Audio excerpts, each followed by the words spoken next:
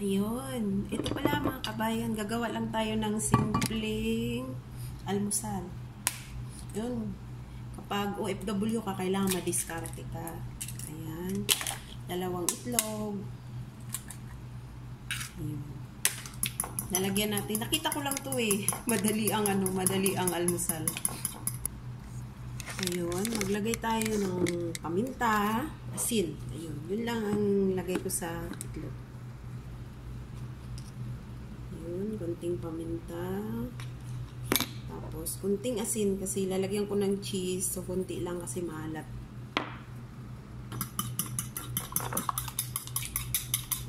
Ayun. Ayun. Papainit natin yung ating kawali. Tapos, lagyan natin ng olive oil. So, ayun, mga kapatid. Ayan. Nilagyan ko lang ng olive oil. Ayan. Tapos, lagay lang natin yung ating itlog. Kita ko lang ito eh. Nakita ko lang ito.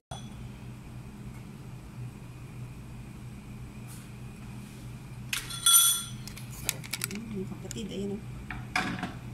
Kalat natin yung ating itlog.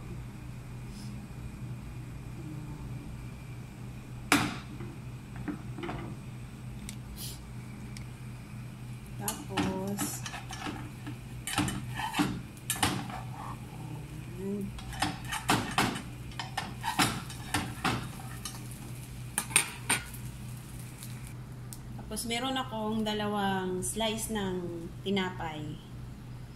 Ayan. Lagay natin siyang ganyan daw. Tapos ganyan. Ayan. Diba?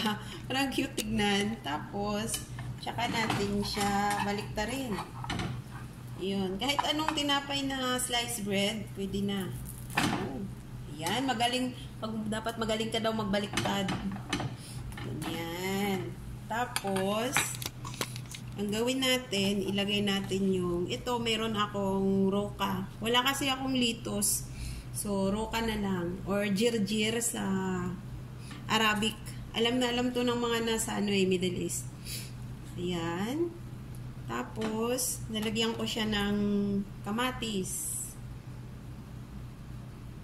Tapos, lalagyan ko ng sliced cheese. Cheddar yung gamit ko. Pero kahit anong sliced cheese, pwede. Yun. Yan na guys. Meron na tayong itlog na egg sandwich itlog. Yun. Diba? Yun. Diba ang cute? Ayan. Ayan nyo. Ang cute guys oh. Baliktarin natin. Hindi siya masyado init.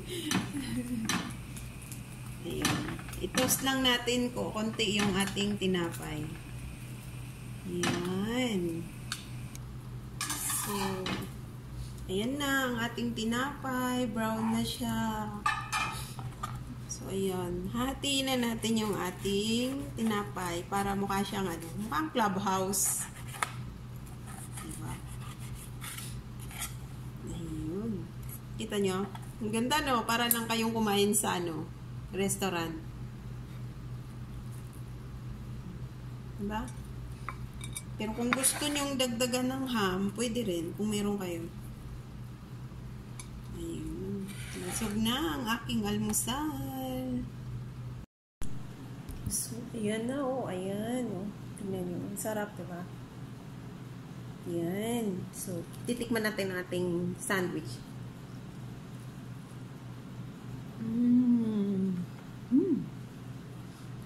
Dali lang gawin.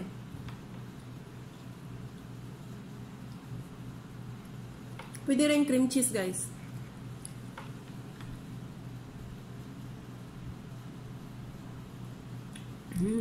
Harap. Kain na, kain na, kain.